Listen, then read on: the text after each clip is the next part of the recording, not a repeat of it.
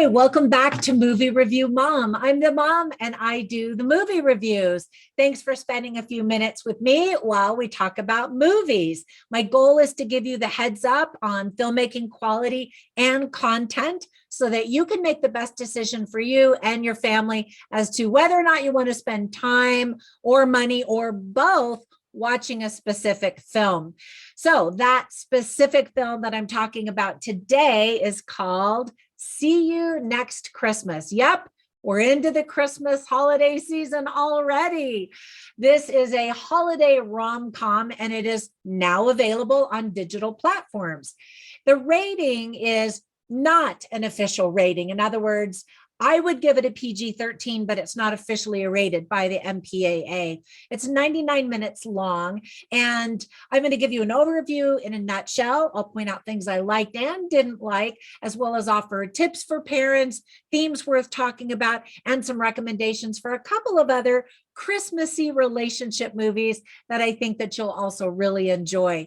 And by the way, when you get a minute, click on that little bell notification. And once you subscribe, it'll notify you every time I upload a new movie review. All right, let's dive in. In a nutshell, Annie and Tom Clark, the two main characters in the movie, throw a holiday party every year called Clarkmas. Over the years, it's become the go-to holiday event for their ragtag group of friends. When chronically single Natalie and Logan, the two main single people in the movie, continue to run into each other over at the party year after year, they begin to wonder if maybe they're meant to be together. Dun, dun, dun. So, See You Next Christmas was written and directed by Christine Weatherup, who also stars in the movie. The film was produced by Beatrice Chahine and Matt Enlow. I hope I didn't pronounce those names wrong.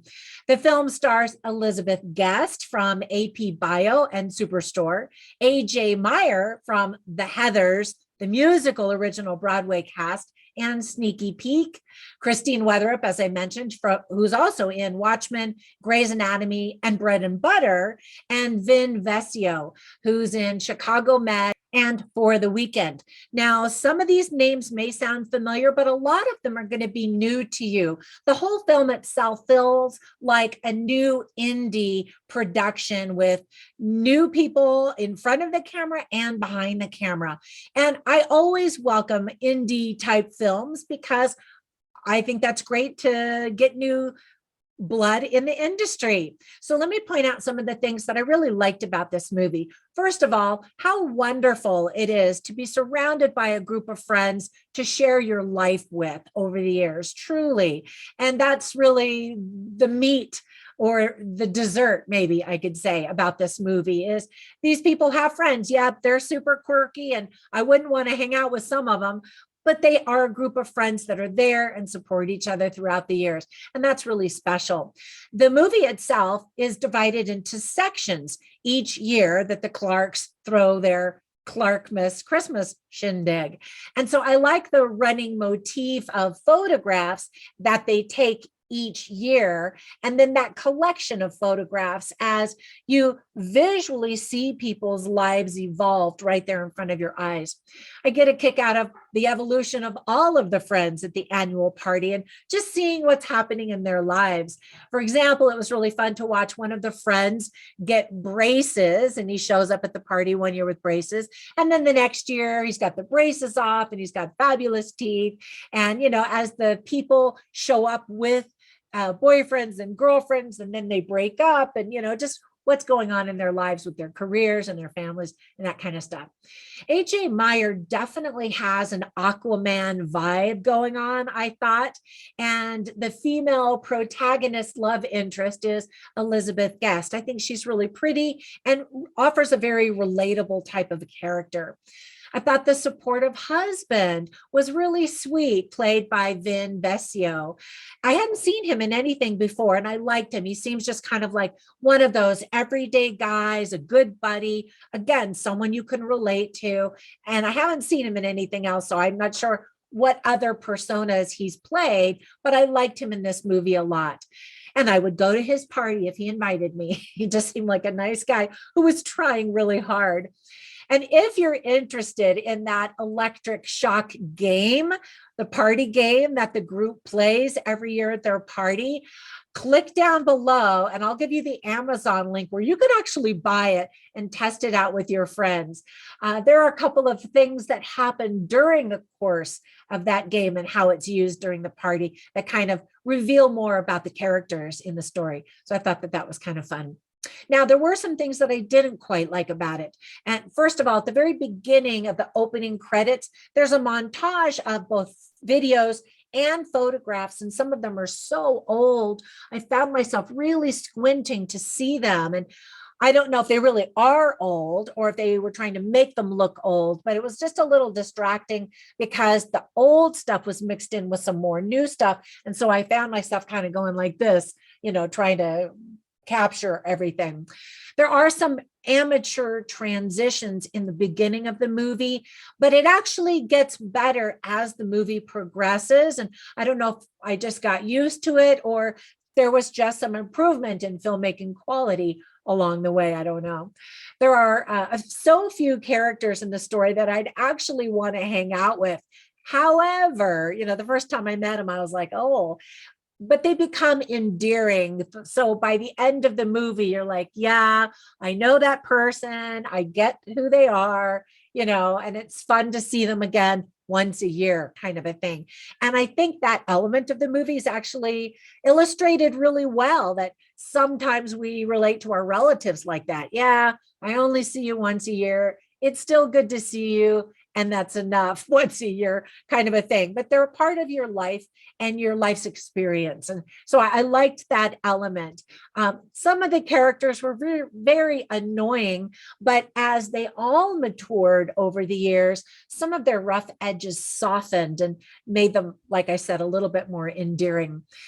I wondered who actually uses Polaroid cameras anymore. So that made me wonder, is this supposed to have taken place 10, 20 years ago?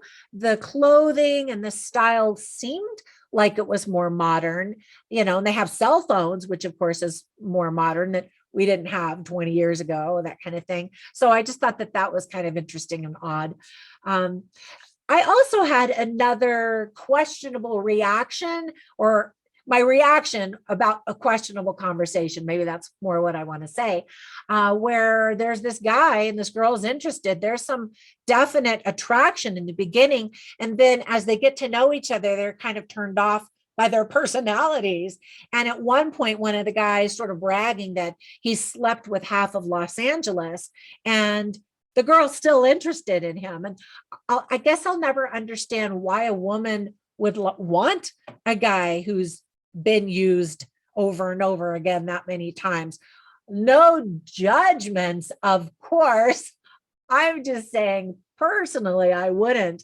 And so I'm always sort of intrigued and just a little confused by a woman who either finds that attractive, or maybe I guess I'm really proud that they can dismiss that and see what there is in the package right here, because we all are a collection of our past mistakes, and who we are today is the sum total of all of those mistakes and the lessons that we've learned.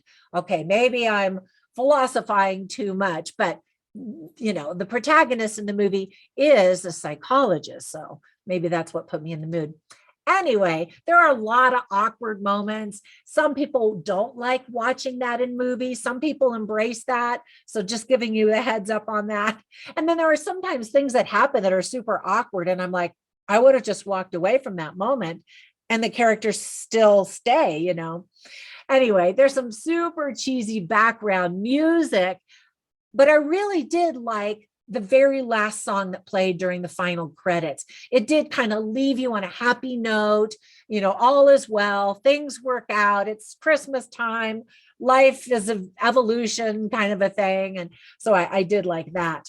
Now, let me give you some tips for parents. First of all, kids are going to be bored out of their minds. This is one of those adult talking movies. So don't plan on watching this as family viewing. This is probably best watched as a date night movie, or maybe when girls' night out type of a movie.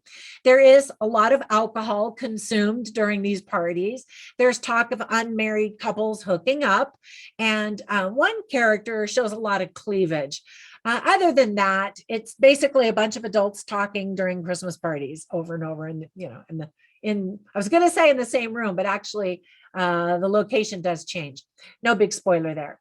Now, there are some themes that are illustrated well in the film, such as Christmas, the spirit of Christmas, Christmas traditions, friendship, companionship, relationships, forgiveness, personal growth, and showing support to your friends throughout all of our phases of lives. We really do need one another. So I always write down funny lines and interesting lines, and I include them on my written review at moviereviewmom.com. So you can run over there and check all of those out. But I'll just share a couple of them with you right now. So there's a funny line, but it's got some profanity. And I don't say that kind of stuff. So you can read that one on my website. But I'll tell you some interesting lines. So let's see. Let me find a good one here. Okay, so here's one that I wrote down because I thought this was interesting. So Annie, who is the writer and director and stars in the movie, played by Christine Weatherup, she says, our lives aren't going to be the same. And there's this essence of the movie where people are talking about that as if it's a bad thing, that, if we are happy where we are right now, we don't want things to change, of course. But if you don't change, you become stagnant and ultimately unhappy with how you are. And so I just thought that that was interesting. And then later, another character, Natalie, played by Elizabeth Guest, she's talking about how, she's just going down this path. And she says, there's no point going down the path just because you think you have an expiration date. In other words, she felt like compelled to make decisions, get married or have babies, or what her career is supposed to be looking like. And she's making these decisions based on other people's expectations and timelines, and so she's just saying, hold on, look for the red flags if you're making a bad decision, or everybody's on their own timeline. It's not a race. And so there's a lot of the characters in the movie that actually finally get to the point where they understand that, that they're making the decisions that are best for them. They're doing the best they know how, and they're experiencing life in the way that it unfolds for them. No judgments, that kind of thing. All right. So everything said and done, you want to know the movie review mom grade I'm giving it? Actually, the more I talked about it, I think the more I liked it. My overall grade is a C+. It's not going to be an award-winning blockbuster, but there is something there for the right audience, I think, that will help you to also think through your life, where you are, where you're going, your relationships with friends, and that kind of thing. All right, but before we go, let me give you some recommendations for some other movies that I think are good classic Christmas movies. The first one is Love Actually. As we look at all of these characters with all of their flaws and richness, things happen during the Christmas season, and there are different relationships that kind of come and go and evolve and all of that. So a good date night Christmas movie and a great girls' night out type of Christmas movie. And then another one I'd seen several years ago is called The Holiday.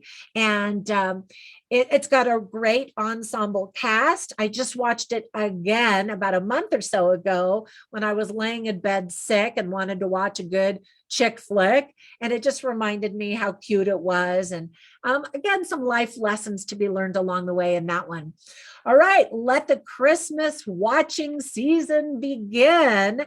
And I hope if you watch this one that you do enjoy it. Thank you so much for all of your support, for subscribing, liking the video. And also when you comment down below, that spreads magical YouTube dust all over my channel. And it helps me to grow. It helps other people find my channel. So I appreciate that so very much. All right, have a fantastic day, and I will catch you in the next one. Bye for now.